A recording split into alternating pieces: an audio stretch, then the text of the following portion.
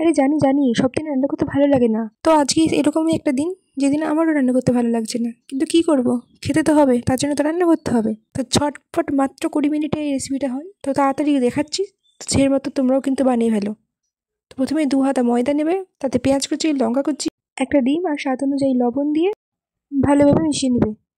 আর হ্যাঁ, জলও দেবে, নাহলে মিশাবে কী করে? আমিও না জলের কথা বলতে ভুলেই গিয়েছিলাম। সে যাই হোক, 2 হাতা জল দিয়ে গেছে আমার।